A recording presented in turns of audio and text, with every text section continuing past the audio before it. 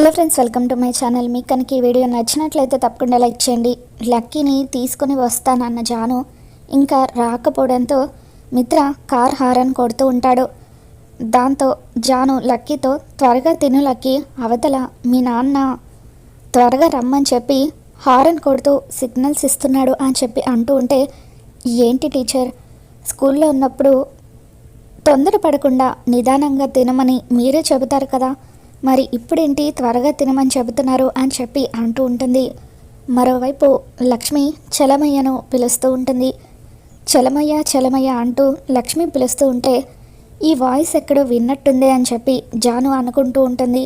చలమయ్య అక్కడికి వచ్చిన తర్వాత, ఎవరు చలమయ్య అంతలా హారన్ కొడుతున్నారు అని చెప్పి లక్ష్మి అడుగుతూ ఉంటే, లక్కీ పాపని తీసుకువెళ్ళడానికి వాళ్ళ నాన్నగారు వచ్చారు, ఆయనే హారన్ కొడుతున్నారని చెప్పి చలమయ్య అంటాడు.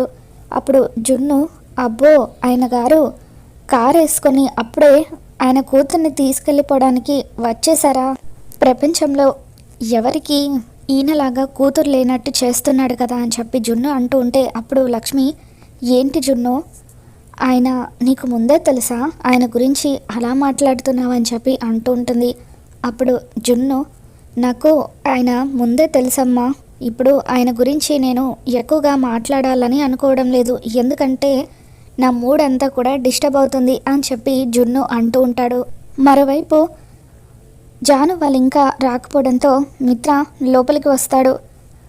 రా నాన్న, నేను స్నాక్స్ తింటున్నాను అని చెప్పి లక్కీ అంటూ ఉంటే, తిన్నది చాలు, ఇక వెళ్దాం పద, లేట్ అయిపోతుందని చెప్పి మిత్ర అంటూ ఉంటాడు. ఇక దాంతో ఆంటీకి చెప్పి వస్తాను, ఉండు నాన్న అని చెప్పి అంటూ ఉంటే, ఎవరికి చెప్పాల్సిన అవసరం లేదు, వెళ్దాం పద అంటూ మిత్ర బలవంతంగా జానుని లక్కీని తీసుకొని అక్కడి నుండి వెళ్ళిపోతాడు. లక్ష్మి కిందకొచ్చి చూసేసరికి లక్కీ కనిపించదు. ఇదేంటి, లక్కీ ఎక్కడికి వెళ్ళిపోయి ఉంటుంది, ఒకవేళ వాళ్ళ నాన్నగారు తీసుకెళ్ళిపోయారేమో, స్నాక్స్ కూడా తినలేదు అని చెప్పి లక్ష్మి చలమయ్యని పిలిచి, చలమయ్య ఫంక్షన్కి టైం అవుతుంది కదా, డ్రైవర్కి కార్ రెడీ చేయమని చెప్పు, నేను ఇప్పుడే రెడీ అయి వస్తానని చెప్పి అంటూ ఉంటుంది. మరోవైపు అరవింద ఇంట్లో ఉన్న వివేక్ దగ్గరికి వచ్చి, వివేక్ లక్కీని తీసుకురావడానికి నువ్వు స్కూల్కి వెళ్ళలేదా అని చెప్పి అంటూ ఉంటే, లేదు పెద్దమ్మ, అన్నయ్య వెళ్తానని చెప్పాడు, అందుకే నేను వెళ్ళలేదని చెప్పి అంటూ ఉంటాడు. ఇక అప్పుడు అక్కడికి వచ్చిన దేవి అని, మీరు ఇలాగే వీడిని పికప్లు డ్రాప్లు అంటూ స్కూల్కి పంపించండి, వీడేమో ఆ జానుని తగులుకుంటున్నాడు, ఆ జానుతో డ్యూయెట్లు వేసుకుంటున్నాడు అని చెప్పి అంటూ ఉంటుంది.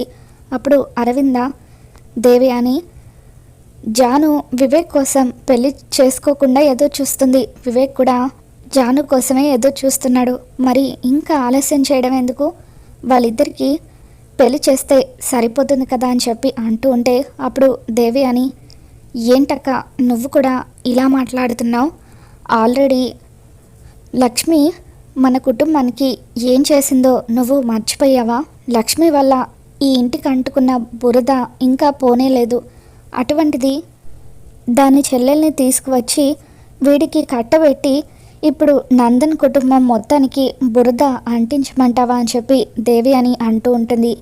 చూడు దేవి అని, నీకు అసలు లక్ష్మి చేసిన త్యాగం గురించి తెలియక ఇలా మాట్లాడుతున్నావు, లక్ష్మి మనకు మేలే చేసింది అని చెప్పి అరవింద అంటూ ఉంటుంది.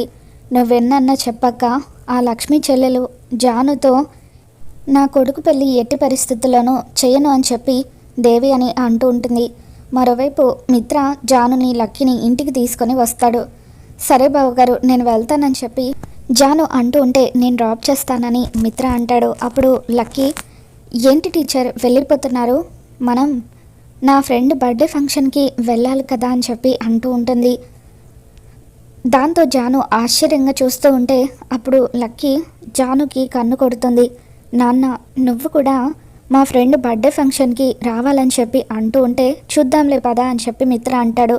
జాను మెల్లిగా లక్కీతో, ఏంటి లక్కీ, మనం వెళ్ళేది జున్ను వాళ్ళ ఇంట్లో ఫంక్షన్కి కదా, మరి మీ ఫ్రెండ్ బర్త్డే అని అబద్ధం చెప్పావేంటి అని జాను అంటూ ఉంటుంది. అక్కడికి వచ్చిన తర్వాత అయినా మీ నాన్నకు నిజం తెలుస్తుంది కదా అని చెప్పి అంటూ ఉంటే, మా నాన్నను ఎలా కూల్ చేయాలో నాకు బాగా తెలుసు, జున్ను వాళ్ళ ఇంట్లో ఫంక్షన్ అంటే డాడీ రాడు, అందుకే ఇలా తీసుకువెళ్తున్నానని చెప్పి లక్కీ అంటూ ఉంటుంది. రండి టీచర్ అంటూ జానుని లక్కీ లోపలికి తీసుకురాగానే, ఏ జాను, నీకు అసలు సిగ్గుందా? ఎన్నిసార్లు చెప్పినా మా ఇంటి గడప తొక్కుతూనే ఉంటావేంటి? అసలు నువ్వు మనిషివేనా అంటూ దేవి అని జాను మీద విరుచుకుపడుతూ ఉంటుంది. ఇక దాంతో అరవింద ఇక చాలా ఆపుతావా అని చెప్పి దేవి అనిని ఆపుతుంది. ఏంటి బాబాయ్, ఇంటికి గెస్ట్లు వస్తే పలకరించవేంటి అని చెప్పి లక్కీ వివేక్తో అంటూ ఉంటే అప్పుడు వివేక్ హాయ్ జాను అని చెప్పి పలకరిస్తూ ఉంటాడు. ఏంటి బాబాయ్, ఏదో కొత్త మనిషిని చూస్తున్నట్టుగా అలా పలకరిస్తున్నావేంటి? ఉదయమే కదా మనమంతా స్కూల్లో కలిసామని చెప్పి లక్కీ అంటూ ఉంటే దేవి అని వివేక్ వైపు కోపంగా చూస్తూ ఉంటుంది. సారీ బాబాయ్ అని చెప్పి లక్కీ వివేక్కి సైగ చేస్తూ ఉంటుంది. ఆ తర్వాత లక్కీ మేము వెళ్ళి త్వరగా రెడీ అవ్వాలి, మా ఫ్రెండ్ బర్త్డేకి వెళ్ళాలి అని చెప్పి అంటూ ఉంటే అప్పుడు మిత్ర అవునమ్మా నన్ను కూడా రమ్మని బలవంతం చేస్తుందని చెప్పి మిత్ర 5 నిమిషాల్లో రెడీ చేస్తానని చెప్పి లోపలికి వెళ్ళిపోతాడు. మరి మీ ఫ్రెండ్ బర్త్డేకి నేను రావద్దా అని చెప్పి వివేక్ అంటూ ఉంటే నువ్వు కూడా రా బాబాయ్, నలుగురం కలిసి వెళ్దామని చెప్పి లక్కీ అంటుంది. ఆ తర్వాత వివేక్ సంతోషంగా సంజన రూమ్లోకి వెళ్ళి సంజన కప్బోర్డ్ ఓపెన్ చేసి డ్రెస్సెస్ కోసం వెతుకుతూ ఉంటే ఎవరి కోసం ఇప్పుడు డ్రెస్ వెతుకుతున్నావని చెప్పి దేవి అని అడుగుతుంది. జాను కోసం అమ్మ అని చెప్పి అంటూ ఉంటే ఆ దిక్కుమాలిన దానికి సంజన డ్రెస్ ఇవ్వడానికి వీలు లేదని చెప్పి దేవి అని అడ్డుపడుతూ ఉంటుంది. ఒరే వివేక్, నేను ఎందుకు చెబుతున్నానో అర్థం చేసుకో. ఆ జానుని నువ్వు పెళ్లి చేసుకోవడం నాకు ఇష్టం లేదు అని చెప్పి అంటూ ఉంటే నువ్వు జానుని తప్పుగా అర్థం చేసుకుంటున్నావమ్మా. వదిన సంజన కోసం ఎంత త్యాగం చేసిందో నీకు తెలుసు కదా. సంజన జీవితాన్ని కాపాడింది. జానుది కూడా ఇంచుమించు లక్ష్మీ వదిన లాంటి స్వభావమే. నువ్వు తనని తప్పుగా అర్థం చేసుకుంటున్నావని చెప్పి వివేక్ అంటాడు. అది నేనిప్పుడే ఇలా కొంగుకి కట్టేసుకుంది. నువ్వు గనక పొరపాటున దాన్ని పెళ్లి చేసుకున్నావంటే అది నన్ను కాలి కింద చెప్పులాగా చూస్తుందని చెప్పి దేవి అని అంటూ ఉంటుంది. అమ్మా, నీకు ఒక విషయం అర్థం కావట్లేదు. నేను జానుని పెళ్లి చేసుకోవాలంటే నాకు ఎంత పని, కానీ నేను ఇంకా నీ అనుమతి కోసమే ఎదురు చూస్తున్నానంటే ఒక్కసారి అర్థం చేసుకో అని చెప్పి వివేక్ దేవి అనికి చెబుతూ ఉంటే నువ్వెన్నా చెప్పు, నేను బతికుండగా దాంతో నీ పెళ్లి జరగనివ్వను అని చెప్పి దేవి అని అక్కడి నుండి వెళ్ళిపోతుంది. మరోవైపు లక్కీ జాను ఇద్దరు కూడా లక్ష్మి రూమ్లోకి వెళ్ళి అక్కడ కబోర్డ్లో ఉన్న చీరలను చూస్తూ ఉంటారు. లక్ష్మి చీరలు చూస్తూ జాను ఎమోషనల్ అవుతూ ఉంటుంది. టీచర్, మీకు ఈ చీర నచ్చిందా? నాకు కూడా ఈ కలర్ అంటే చాలా ఇష్టం అని చెప్పి లక్కీ ఆ చీరను తన ఒంటి మీద వేసుకుని చూపిస్తూ ఉంటే సూపర్గా ఉందని చెప్పి జాను అంటూ ఉంటుంది. నాకు ఈ కబోర్డ్లో ఇంకొక కలర్ కూడా ఇష్టం, అదిగోండి ఆ శారీ అంటే ఇష్టం అని చెప్పి ఒక శారీని లక్కీ చూపిస్తూ ఉంటుంది. ఇక శారీ కింద లక్ష్మీ మిత్రల పెళ్లి ఫోటో ఉంటుంది. నేను తీసిస్తానంటూ జాను ఆ చీరను తీస్తూ ఉండగా అక్కడ లక్ష్మీ మిత్రల ఫోటో చూసి ఎమోషనల్ అవుతూ ఇప్పుడు ఈ ఫోటో లక్కీ చూసిందంటే ఎవరు ఏంటి అని ప్రశ్నలు అడుగుతుంది. ఇప్పుడు అక్క గురించి లక్కీకి తెలియడం ఎందుకులే అని చెప్పి ఆ ఫోటోని లోపల పెట్టేస్తుంది. మరోవైపు లక్ష్మీ జున్ను ఇద్దరు కూడా ఫంక్షన్కి వెళ్ళడం కోసం అని చెప్పి రెడీ అవుతారు. లక్కీ ఇంకా రెడీ అయిందో లేదో నేను ఒకసారి ఫోన్ చేస్తానని చెప్పి జున్ను మిత్ర ఇంటికి ఫోన్ చేస్తాడు. ఒరే జున్ను, నీకు పెద్దవాళ్ళతో ఎలా మాట్లాడాలో తెలీదు, నాకు ఇవ్వు నేను మాట్లాడతానని చెప్పి లక్ష్మి ఫోన్ తీసుకుంటుంది. లక్ష్మి హలో అంటూ ఫోన్లో మాట్లాడుతూ ఉండగా అవతలి పక్క అరవింద ఫోన్ లిఫ్ట్ చేస్తుంది. లక్ష్మి వాయిస్ గుర్తుపట్టి అరవింద ఒక్కసారిగా షాక్ అవుతూ ఉంటుంది.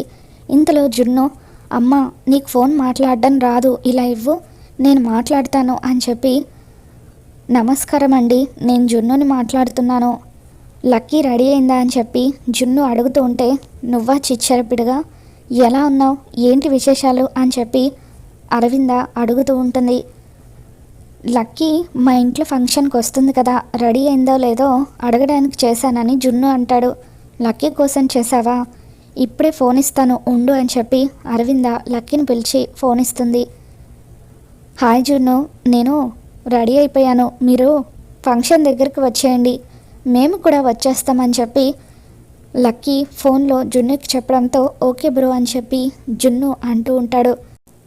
అలా మొత్తానికి లక్కీ ఆడిన అబద్ధం వల్ల మిత్ర కూడా ఆ ఫంక్షన్కి వస్తూ ఉంటాడు. మరి రాబోతున్న ఎపిసోడ్లో లక్ష్మి మిత్ర కలుసుకోబోతున్నారా? ఏం జరగబోతుందో మళ్ళీ మన ఛానల్లో తెలుసుకుందాం. వీడియో నచ్చినట్లయితే తప్పకుండా లైక్ చేయండి.